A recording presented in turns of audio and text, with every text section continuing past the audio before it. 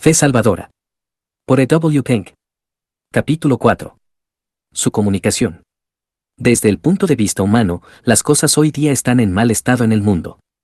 Pero desde el punto de vista espiritual, las cosas están en un estado mucho peor en el mundo religioso. Es triste ver los cultos anticristianos florecer por todas partes, pero más gravoso aún es para quienes se les enseña el Evangelio, descubrir que mucho del llamado Evangelio que se predica hoy en muchas iglesias fundamentalistas y salas evangélicas no es más que una fantasía de origen satánico. El diablo sabe que sus cautivos están bastante seguros mientras la gracia de Dios y la obra concluida de Cristo sean fielmente proclamadas a ellos, siempre y cuando la única manera en que los pecadores reciben las virtudes salvíficas de la expiación sea, infielmente, encubierta. Mientras se deje fuera la inconmovible y perentoria demanda de Dios de arrepentimiento, mientras los términos de Cristo sobre discipulado, Hechos 11:26, en Lucas 14:26, 27 y 33 sean retenidos y mientras la gracia salvadora se rebaje a un mero acto de la voluntad, miembros ciegos continuarán siendo guiados por predicadores ciegos solo para que ambos caigan en el mismo hoyo. Las cosas están mucho peor en las secciones ortodoxas de la cristiandad de lo que la mayoría de los propios hijos de Dios están apercibidos. Las cosas están podridas aún en su misma base, pues, salvo en muy raras excepciones, el camino de Dios para la salvación ya no se está enseñando. Miles de personas están siempre aprendiendo puntos en profecía, el significado del tipo, el significado de los números, cómo dividir las dispensaciones, quienes no obstante, nunca pueden llegar al pleno conocimiento de la verdad, segunda de Timoteo 3:7, de la salvación misma, no pueden porque no están dispuestos a pagar el precio, Proverbios 23:23, el cual consiste en una entrega total a Dios mismo. Según el escritor entiende la situación actual, le parece a él que lo que hoy se necesita es forzar a una seria atención de los cristianos profesantes a preguntas tales como, ¿cuándo es que Dios aplica al pecador las virtudes de la obra completa de Cristo? ¿Qué he sido llamado a hacer a fin de apropiarme de la eficacia de la expiación de Cristo? ¿Qué es lo que me da una entrada al bien de su redención? Las preguntas arriba formuladas son solo tres formas diferentes de enmarcar el mismo cuestionamiento. Ahora bien, la respuesta popular que se recibe es, nada más se le requiere al pecador solo creer en el Señor Jesucristo.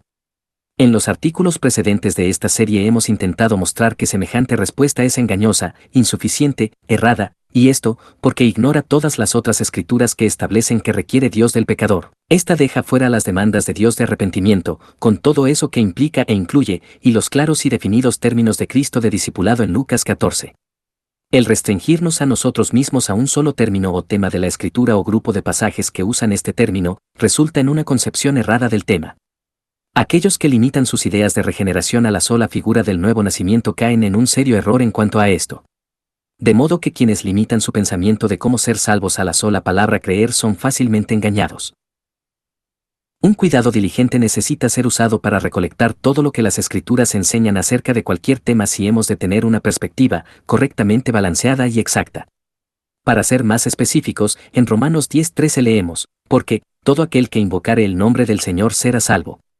Ahora bien, ¿quiere esto decir que todo el que, con sus labios, clame al Señor, que quienes en el nombre de Cristo hayan buscado a Dios para que tenga misericordia de ellos, han sido salvos?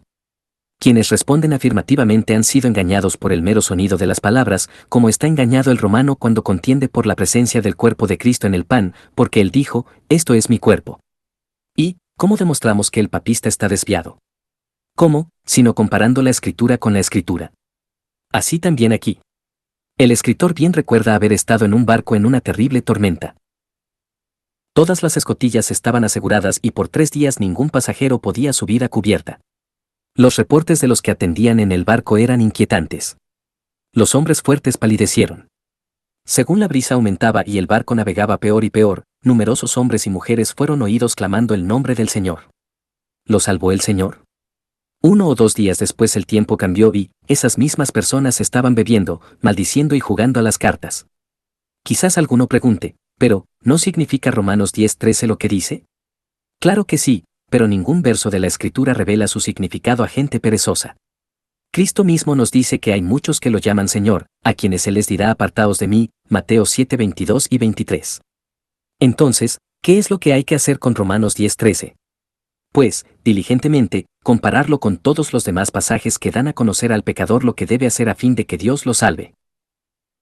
Si nada más que el temor de la muerte y el terror del infierno lo insta a llamar al Señor, da igual que llame a los árboles.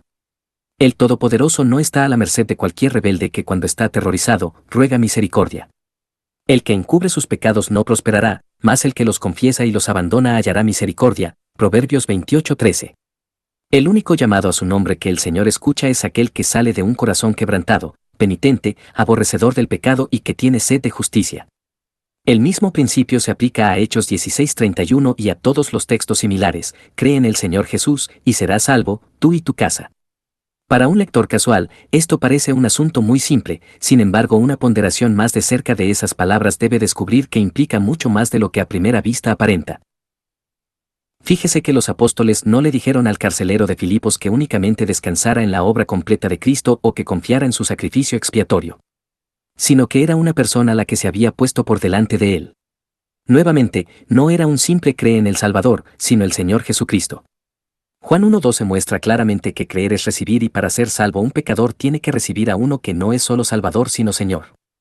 Sí, uno que debe ser recibido como Señor antes de ser Salvador de esa persona. El recibir a Cristo Jesús como Señor, Colosenses 2:6, necesariamente implica el renunciamiento de nuestro propio señorío pecaminoso, la destrucción de nuestras armas de combate en contra de Él y el sometimiento a su yugo y gobierno. Y, antes de ningún humano rebelde sea llevado a esto, un milagro de la gracia divina tiene que ser dado a él. Esto nos trae, inmediatamente, al presente aspecto de nuestro tema. La fe salvadora no es un producto nativo del corazón humano, sino una gracia espiritual comunicada desde lo alto. Es el regalo de Dios, Efesios 2:8. Es la operación de Dios, Colosenses 2:12. Es por el poder de Dios, 1 de Corintios 2:5. Un increíble pasaje sobre este tema se encuentra en Efesios 1:16 al 20. Allí encontramos al apóstol Pablo orando para que los santos tengan los ojos de su entendimiento iluminados, a fin de que ellos conozcan cuál es la extraordinaria grandeza de su poder para con nosotros los que creemos, conforme a la eficacia de la fuerza de su poder, el cual obró en Cristo cuando le resucitó de entre los muertos. No era la fuerza del poder de Dios ni su grandeza, sino la extraordinaria grandeza de su poder para con nosotros. No también el estándar de comparación, nosotros creemos conforme a la eficacia de la fuerza de su poder, el cual obró en Cristo cuando lo resucitó de entre los muertos. Dios ejerció su extraordinario poder cuando Él resucitó a Cristo. Hubo un extraordinario poder que buscaba afectar aún al mismo Satanás y todas sus huestes. Hubo una dificultad extraordinaria que vencer aún, la conquista de la gracia. Hubo un resultado extraordinario que lograr, el darle vida a uno que estaba muerto. Solo Dios mismo podía igualarse a un milagro tan estupendo. Una analogía de esta es aquel milagro de la gracia que surge en la fe salvadora. El diablo emplea todas sus artes y poderes para retener sus cautivos. El pecador está muerto en sus delitos y pecados y no puede revivirse a sí mismo del mismo modo que no puede crear al mundo. Su corazón está apegado al ropaje fúnebre del mundo, los deseos de la carne, y solamente la omnipotencia puede elevarlo a una comunión con Dios. Con razón puede cada verdadero siervo del Señor imitar al apóstol Pablo y orar fervorosamente de que Dios ilumine a su pueblo concerniente a esta maravilla de maravillas, de modo que en lugar de atribuirle su fe a un ejercicio de propia voluntad ellos puedan, libremente, darle toda la honra y la gloria a aquel a quien solo le pertenece. Si tan solo los cristianos profesantes de esta generación pudieran obtener una concepción correcta de la verdadera condición de todo hombre por naturaleza, quizás tuvieran menos inclinación a cavilar en contra de la enseñanza de que nada menor que un milagro de la gracia puede capacitar a pecador alguno a creer para la salvación de su alma. Si ellos pudieran solamente ver que la actitud del corazón hacia Dios de los más refinados y moralistas no difiere en lo más mínimo a los egoístas y brutales, entonces se haría evidente que el poder divino tiene que operar para cambiar el corazón. El poder divino se necesitó para crear, pero un mucho mayor poder necesita para generar un alma. La creación es tan solo el hacer algo de la nada, pero la regeneración es la transformación, no solamente de algo no hermoso, sino de algo que resiste con todo su poder los diseños de la gracia del alfarero celestial. No es simplemente que el Espíritu Santo aborda un corazón donde no hay amor para Dios, sino que Él lo encuentra lleno de enemistad hacia Él e incapaz de sujetarse a su ley. Romanos 8:7. En verdad, el individuo mismo puede que esté lo suficientemente listo para negarlo. Si éste ha oído solo del amor, la gracia, la misericordia y la bondad de Dios es de extrañarse si le odiara. Pero, una vez que el Dios de la Escritura se da a conocer a él en el poder de su Espíritu, se le hace comprender que Dios es el gobernador de este mundo, demandando sumisión sin calificativos a todas sus leyes, que Él es inflexiblemente justo y de ningún modo absolverá al culpable, que Él es soberano, y ama a quien Él quiere y aborrece a quien Él desea, que en lugar de ser un ligero e indulgente creador, que deja pasar las maldades de sus criaturas, Él es inefablemente santo, de modo que su ira justa arde en contra de los que obran iniquidad, entonces serán las personas conscientes de la enemistad interna que surge contra Él. Y solamente el todopoderoso poder de Él puede vencer esta enemistad y traer a cualquier rebelde a amar genuinamente al Dios de las Santas Escrituras. Verdaderamente, dijo el puritano Thomas Godwin, un lobo se casará más fácil con un cordero, o un cordero con un lobo, que un corazón carnal ser sujeto a la ley de Dios, la cual fue su antiguo marido, Romanos 7:6. Es volver algo en lo contrario. Convertir agua en vino tiene un tipo de simbología, sin embargo es un milagro. Pero convertir un lobo en cordero, hacer fuego de agua, es un milagro aún mayor. Entre nada y algo existe una distancia mayor de la que puede haber entre nada y el más alto ángel del cielo.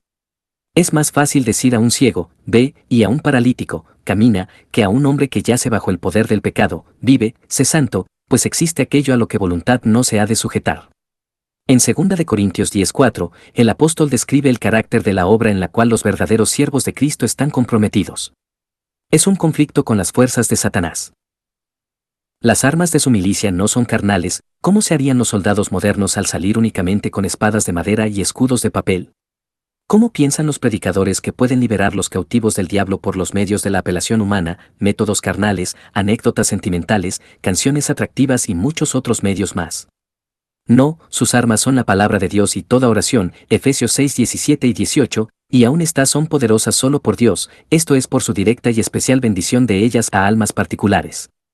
En lo que sigue, se da una descripción de donde puede verse el poder de Dios, especialmente en la oposición que éste encuentra y conquista, destruyendo especulaciones y todo razonamiento altivo que se levanta contra el conocimiento de Dios, y poniendo todo pensamiento en cautiverio a la obediencia de Cristo, 2 de Corintios 10:5. Aquí yace el poder de Dios cuando Él se place en desplegarlo en la salvación de un pecador. El corazón de ese pecador se fortalece en contra de él, se hace de hierro en contra de sus demandas de santidad y de sus reclamos de justicia. Ha determinado no someterse a sus leyes ni abandonar aquellos ídolos los cuales él prohíbe. Ese presuntuoso rebelde ha considerado ya que él no dejará los deleites de este mundo y los placeres del pecado para darle a Dios el lugar supremo en sus afectos. Pero Dios ha determinado conquistar y vencer su pecaminosa oposición y transformarlo a él en un sujeto amoroso y leal. La figura que aquí se usa es la de una ciudad sitiada, el corazón. Sus fortalezas, el poder reinante de la carne y los deseos mundanos, se derrocan, la voluntad egoísta se quiebra, el orgullo es sometido y, el desafiante rebelde es hecho un cautivo dispuesto a la obediencia de Cristo. Poderosas en Dios, 2 de Corintios 10:4, señala hacia este milagro de la gracia. Existe otro detalle mostrado por la analogía sacada de Efesios 1:19 y 20, la cual ejemplifica el gran poder de Dios, específicamente, y le sentó a su diestra en los lugares celestiales. Los miembros del cuerpo místico de Cristo son predestinados a ser confirmados a la gloriosa imagen de su cabeza gloriosa, en cierta medida, ahora, perfectamente, en el día venidero. La ascensión de Cristo era contraria a la naturaleza, pues se opone a la ley de la gravedad.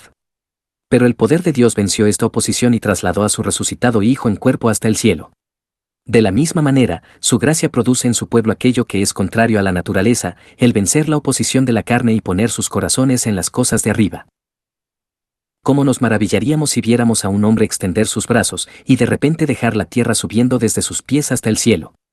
Sin embargo, es más maravilloso aún cuando podemos contemplar el poder del Espíritu haciendo que una criatura pecadora se eleve más arriba de las tentaciones, la mundanalidad y el pecado, y respire la atmósfera del cielo, cuando a un alma humana se le hace desdeñar las cosas de esta tierra y encontrar su satisfacción en las cosas de arriba.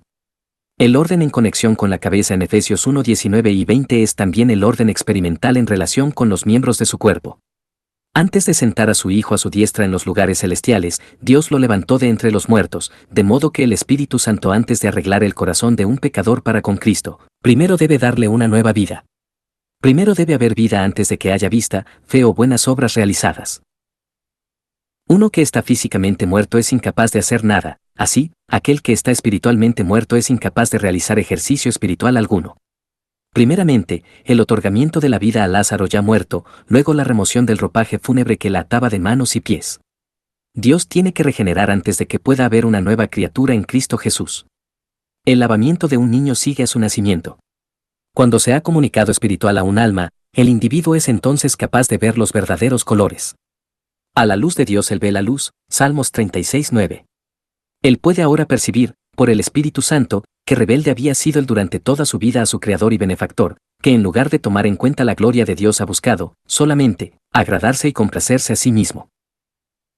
Y aunque haya sido preservado de todas las más groseras formas externas de la maldad, él ahora reconoce que es un leproso espiritual, una vil y contaminada criatura, totalmente incapaz de acercarse y mucho menos morar con el que es inefablemente santo. Semejante aprensión le hace sentir que su caso no tiene remedio. Existe una gran diferencia entre oír y leer lo que es la convicción de pecado y hacer que ésta se sienta en las profundidades de nuestra propia alma. Las multitudes están enteradas de la teoría pero son totalmente extrañas a su experiencia. Alguno puede leer de los penosos afectos de la guerra y puede estar de acuerdo de que son, en verdad, lamentables, pero cuando el enemigo está en nuestra propia puerta saqueando nuestros bienes, disparando a nuestra casa, matando a nuestros seres queridos, nos hacemos mucho más sensibles a las miserias de la guerra que nunca antes. De modo que un no convertido puede oír lo lamentable del estado en que se encuentra un pecador delante de Dios y cuán terrible ha de ser el sufrimiento que está reservado para él, pero cuando el Espíritu le lleva al hogar de su propio corazón esta presente condición y le hace sentir el calor de la ira de Dios en su propia conciencia, éste se encuentra preparado para hundirse en asombro y desesperación.